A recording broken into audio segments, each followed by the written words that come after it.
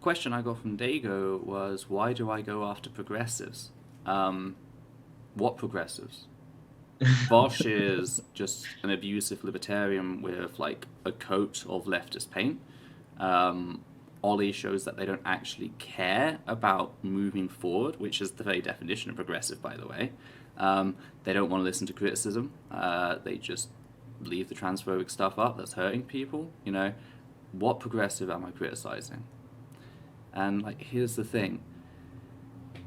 As much as like these people want to paint the whole, oh, you know, this is cancel culture toxicity. All cancel culture actually is an anti-marginalized buzzword at this point. It's like screaming socialism in an American political chat.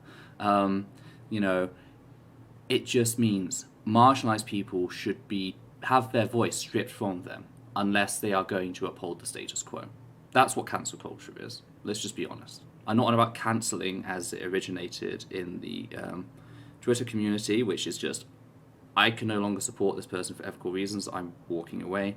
I'm on about the hypothesized phenomenon of cancel culture, which is quite literally just the advent of marginalized people being able to reclaim a voice for themselves online.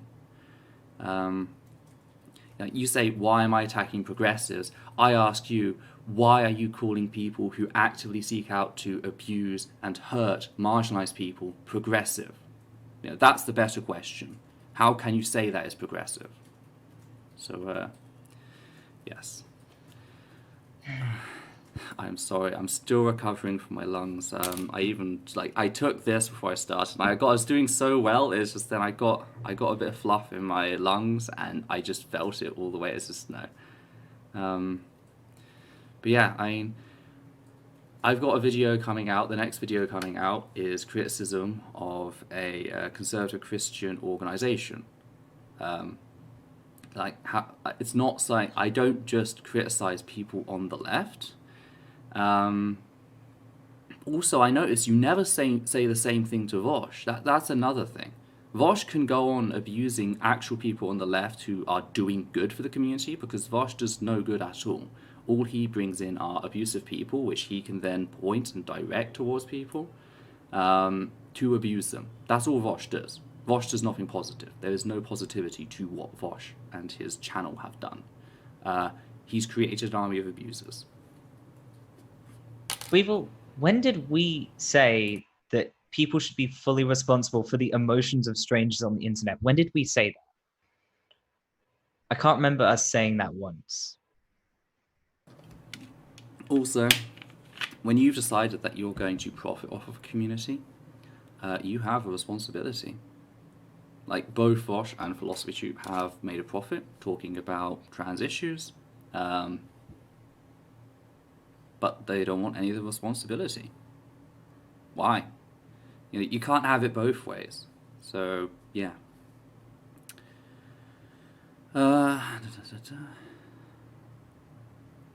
EssenceOfThought can joke about trans people / transgenderism ever being benign.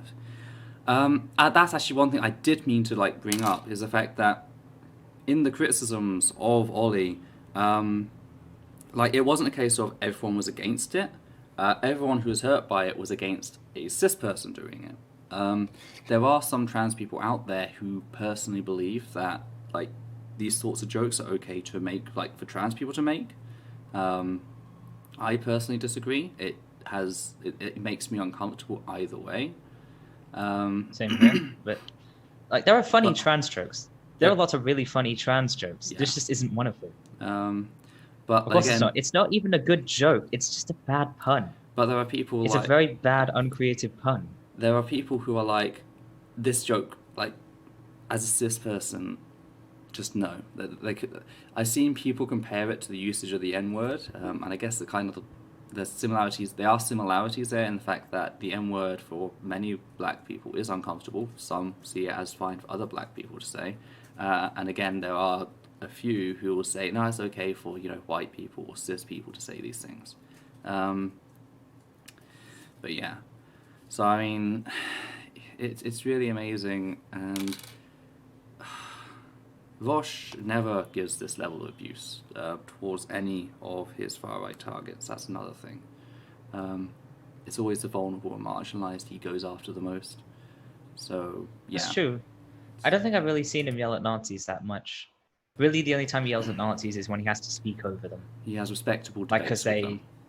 they won't let him speak, and that's basically it. Mm-hmm.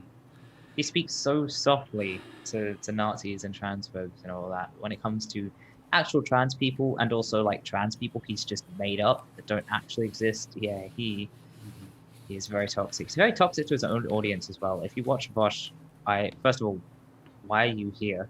I don't think you would want to be here, but like also stop watching him. He's abusing you. Please leave. Yeah. So, not sure there's anything you really want to say on the topic. Do you think a big part of the problem is internet famous people, fandom, consuming content is being aimed as useful activism and good for the left? Yes. What I pride my videos on is not the video itself. It's the fact that I reference every argument I make so clearly that other people can come along, find those resources, have those resources, learn the arguments. None of this making up stuff, making up positions that people have never argued. Just taking the Vaush video, for example, the whole idea that he dismisses harm on the grounds that not a single non-transphobic person has been made transphobic by this tweet, when no one said that. That is the sole credential he bases his harm off, which is absolutely garbage rhetoric. Nobody is learning anything from that rhetoric, except for how to just ignore the actual issues going on. That does harm, that does not benefit. Vaush does not teach his audience anything. Vaush just yells angrily and sends his people to abuse others.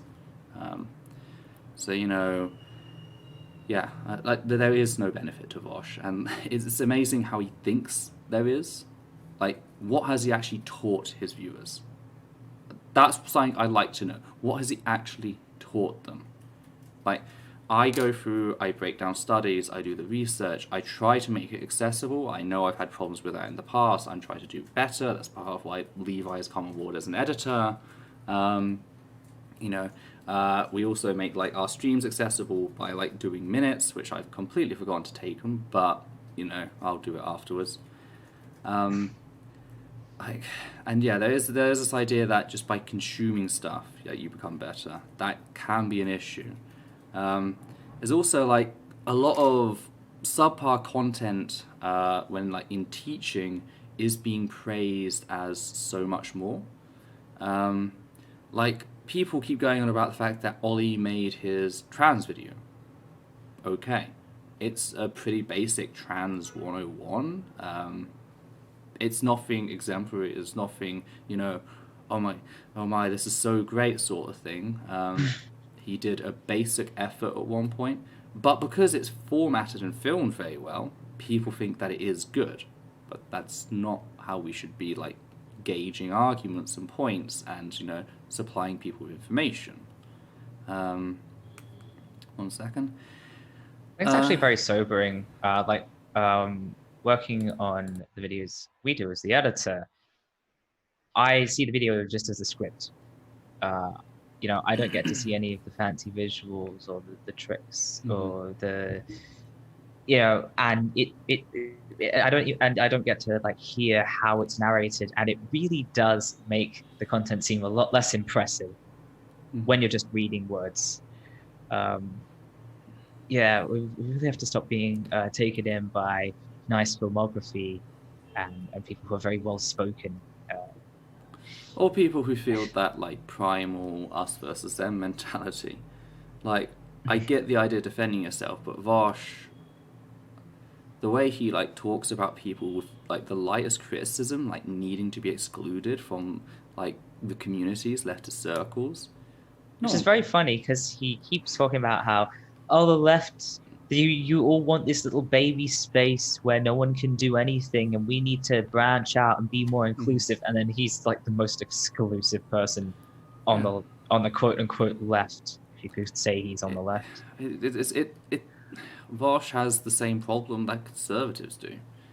You know, this whole, oh, you criticizing what I said is you silencing me. No, it's not. It's asking you to be better. You actively You'll saying notice. that the people criticizing you should be kicked out of the spaces forcefully, but he just ignores all that. EOT, I mean, there's the other thing. Just acknowledging the science on trans issues and explaining how it actually supports trans identities. Suddenly you're a trans ally and can do no wrong. Yeah, there's that as well. You say one thing positive and you can use that as a token, and that's it. You got your getaway free card. That is another Can do no issue. wrong ever. Yeah. Yeah. It really is just boggling. And throughout this issue, I have felt like there's like Riley's video felt a lot like, you say dishonesty, but I feel like a lot of it is just that she's so used to getting nothing but table scraps that she genuinely thinks that any cis person who is maybe remotely interested in possibly being trans friendly at some point is a trans ally. I don't. Riley is fair. has a deep double standard when it comes to targeting people she doesn't like versus targeting those, like other people targeting those who she does. You say anything about, criticize anyone that she likes and she will defend them to the ends of the earth. Someone say anything negative about people that have, like, she's had run-ins before and she accepts it like that. Just today I found out she got into a thing last night where she was, one of her associates was called out for denying the Uyghur genocide going on in Xinjiang, China, in which an estimated 1 million people, that's 11th of the Uyghurs, have been incarcerated in camps in Xinjiang. Now this person was criticizing it, and so the person who was getting criticized rushed over to Riley and said, hey, this person, they're criticizing me, etc. They're saying that I've denied this. Riley goes over to that person and messages them and says, like, show me evidence of this or I'm going to ban you immediately from my Discord. And the person responded, stating, first of all, it came from a private source they know, so they don't feel comfortable sharing that information. And secondly, could you just hold off for a bit? I'm currently having a trauma episode. This person very explicitly told Riley that they were having a trauma episode. And Riley kept on at it. Until the point that they had to end up going to hospital because, again, they were just trying to deal with the situation. Riley had been told they are having a trauma episode right now and just kept going on at it. I was gathering the videos that she did in response to me for the future project I mentioned. I look in the chat and someone mentions a group of lies about me, and she just one sentence accepts it. They don't give any sort of references. So I then came along and this is the evidence that this person's bullshitting. If you're on my Twitter, you probably would have seen that. But again, there is this distinction of anyone who is part of the Riley clique, defended immediately until the very end. Anyone who Riley does not like, oh yeah, they'll just accept it immediately. It's just this double standard, especially when it comes that the double standard applies mostly to trans people who are critical of people like Vaush and Xanderhal. So, I guess that's it, unless anyone has any sort of questions they'd like to ask. Again, I do apologize for how my lungs have been today. Hopefully the flu will sort of be recovered eventually. But yeah, I don't know if there's anything you really want to add to all this conversation. So. Well, since you brought up the whole, what's the words? I'm sorry, people, my brain isn't working. The situation you had where Riley just took this person who abused you at face value, basically. Mm-hmm. Before someone was saying, oh, just talk to Vaush, just talk to Ollie. I want to remind everyone, the one time I tried talking to a transphobe didn't work at all. Mm-hmm. The other time when I criticized someone and they said, well, oh, you should have talked to me. Mm-hmm. you know, they didn't have anything to say for themselves anyway. So, you know, this idea of, oh, they'll change your mind when you talk to them, it doesn't work. It doesn't work. If they are the sort of person who's actually going to listen when you talk to them, they will listen even if you don't talk to them. You know, there are just some people out there who do not want to be held accountable, and this is what this is these people don't want to be held accountable because it's much more profitable to set up a system where people can't criticize. You know, if you think about it, your income is coming from having a famous YouTube channel, and you have the option to either have to listen when people, you know, criticize you and actually have to make amends for the mistakes you make, or you can just shut them out and pander to the people who, you know, maybe want to feel progressive and feel like they're trans allies when they're not. One of those is very easy, and one of them takes a bit more work. And that's what this is. Yeah, it really is. It's just... Yeah, that whole thing I just said, but in more eloquent words.